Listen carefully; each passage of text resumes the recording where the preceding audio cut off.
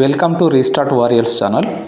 So మనం competitive ఎగ్జామ్కి సంబంధించి మన ఛానల్లో వచ్చేసి అర్థమెటిక్ అండ్ రీజనింగ్ అనేది స్టార్ట్ చేసుకున్నాం. కొంచెం గ్యాప్ వచ్చినప్పటికీ కూడా ఈ చాప్టర్ మొత్తం కంప్లీట్ చేయడం జరుగుతుంది. ఈ అర్థమెటిక్ మరియు రీజనింగ్లో ఉన్నటువంటి అన్నీ కూడా కంప్లీట్ చేస్తాం. సో ఇవాళ చాలా ఇంపార్టెంట్ టాపిక్, ప్రతి కాంపిటేటివ్ ఎగ్జామ్లో కూడా అడుగుతున్నటువంటి టాపిక్ క్యాలెండర్స్. సో క్యాలెండర్స్ అనేటువంటి ఒక టాపిక్ని మనం ఇవాళ డిస్కస్ చేద్దాం. ఎందుకంటే కనీసం 3 to 4 మార్క్స్ వస్తాయి. దీంట్లో నుంచి 3 to 4 మార్క్స్ పక్కాగా వస్తాయి. క్యాలెండర్ టాపిక్ చాలా ఈజీ. అయితే ఈ క్యాలెండర్ అనే టాపిక్ అని ముందు దీంట్లో ఉన్నటువంటి కాన్సెప్ట్స్ అనేది మనం నేర్చుకోవాలి. మనకు క్యాలెండర్లో ఫస్ట్ ఏముంటాయి? క్యాలెండర్లో వచ్చేసి మనకి ఏముంటాయి అంటే, ఒకటి క్యాలెండర్లో మనకి డేస్ ఉంటాయి. అవునా, డేస్ ఉంటాయి. డేస్ అంటే తర్వాత వీక్స్, ఓకేనా, వీక్స్ ఉంటాయి. తర్వాత ఏముంటాయి మనకి మంత్ ఉంటుంది, ఓకేనా, మంత్ ఉంటుంది. తర్వాత ఏముంటుంది మనకి క్యాలెండర్లో? ఇయర్ ఉంటుంది. అవును కదా, క్యాలెండర్లో మనకు చూపెట్టేటి ఏం చూపిస్తాయి? డేస్ చూపిస్తాయి, వీక్స్ చూపిస్తాయి. ఆ తర్వాత డేస్, వీక్స్, తర్వాత మంత్స్, తర్వాత వచ్చేసి ఇయర్స్ చూపిస్తాయి. మరి వీటి ద్వారా మనం ఏం తెలుసుకోవచ్చు అంటే, ఫర్ ఎగ్జాంపుల్ ఇప్పుడు మనం డేస్ని తీసుకున్నాం అనుకోండి. డేస్ తీసుకుందాం. డేస్లో ఏముంటాయి మనకి? డేస్లో వచ్చేసి రెండు రకాల డేస్ ఉంటాయి. ఒకటి దీంట్లో నార్మల్ డేస్ అంటారు, ఓకేనా, నార్మల్ డేస్. ఇంకొకటి ఏంటి మనకి? నార్మల్ డేస్ తర్వాత ఆడ్ డేస్ అని ఉంటాయి. ఆడ్ డేస్ అని ఉంటాయి. నార్మల్ డేస్ తర్వాత ఏముంటాయి? ఆడ్ డేస్ అని ఉంటాయి. ఇప్పుడు వీక్స్ ఉంటాయి కదా, వీక్స్ కూడా ఉంటాయి. సో వీక్స్ కూడా ఉంటాయి కాబట్టి వీక్స్ ఏముంటాయి మనకి? వీక్కి మనకి 7 days ఉంటాయి, ఓకేనా. వీక్కి మనకి 7 days ఉంటాయి. ఓకే, ఇది ఒకటి గుర్తుపెట్టుకోండి. తర్వాత వచ్చేసి ఇంకేముంటాయి మనకి? తర్వాత మంత్ గురించి మాట్లాడుకున్నాం కదా, మంత్ గురించి మాట్లాడుకున్నాం కాబట్టి మంత్స్.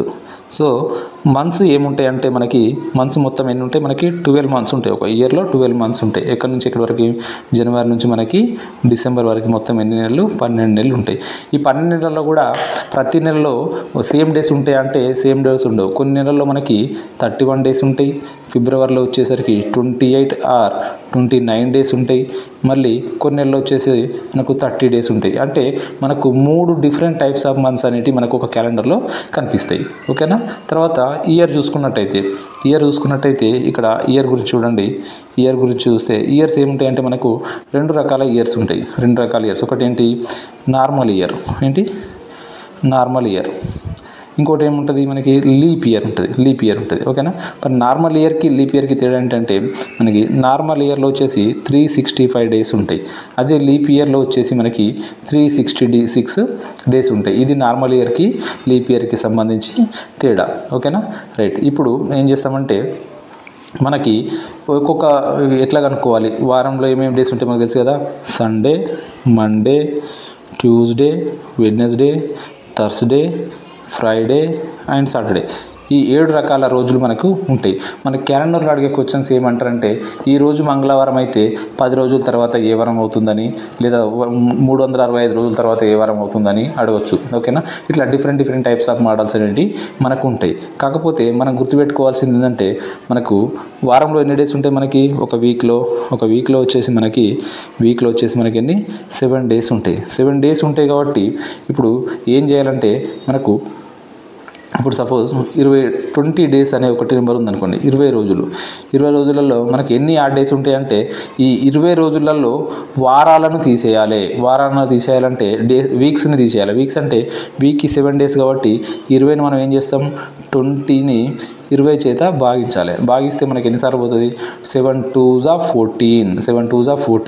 14 అంటే ఇక్కడ 14 పోతే ఇంకెంత మిగిలితే మనకి? 6 days మిగులుతాయి. సో ఇప్పుడు ఈ 20లో 2 వారాలు పోగా ఈ మిగిలిన 6 రోజులు ఏవైతే ఉన్నాయో, ఈ మిగిలిన 6 రోజులు మనం ఏమంటామంటే, వీటిని మనం ఆడ్ డేస్ అంటాం. అంటే ఇచ్చినటువంటి డేస్లలో, అంటే ఇచ్చినటువంటి రోజులలో వారాలు పోను మిగిలిన రోజులని మనం ఏమంటాము? ఆడ్ డేస్ అని అంటాము. అర్థమైంది కదా. ఫర్ ఎగ్జాంపుల్ ఇప్పుడు 35 ఉంది.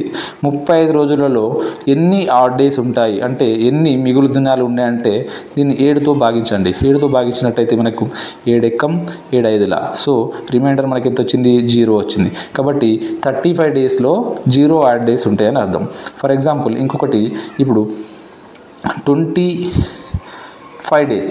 25 డేస్లో ఎన్ని ఆడ్ డేస్ ఉన్నాయనుకోండి, 25 డేస్లో ఎన్ని ఆడ్ డేస్ ఉన్నాయంటే దీన్ని కూడా 7తో డివైడ్ చేస్తే 7 1 జా 7 ఎన్నిసార్లు పోతుంది మనకి, 3 సార్లు పోతే 21 అంటే రిమైండర్ ఎంత మనకి 4 మిగులుతుంది. అంటే 25 డేస్లో మనకి ఆడ్ డేస్ ఎన్ని ఉన్నాయి, ఆడ్ డేస్ 4 ఉన్నాయి అన్నట్టు. అంటే ఇచ్చినటువంటి రోజులలో వారాలు పోను, అంటే వారానికి ఏ రోజులు కాబట్టి వారాలు పోను మిగిలినటువంటి రోజులను మనము ఆడ్ డేస్ అని అంటాము. అంటే అర్థమైంది కదా.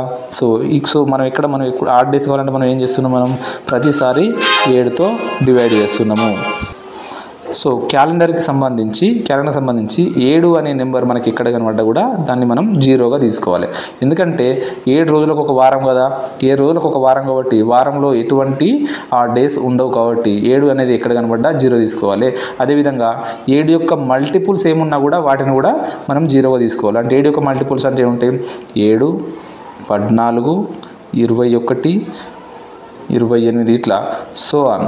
ఇట్లా 7 యొక్క మల్టిపుల్స్ ఎక్కడ ఉన్నా కూడా మనం ఏం చేయాలంట, ఎక్కడ ఉన్నా కూడా మనం ఏం చేయాలి, మనం ఖచ్చితంగా వాటిని 0గా తీసుకోవాలి. 0గా తీసుకోవాలి. ఓకేనా, రైట్.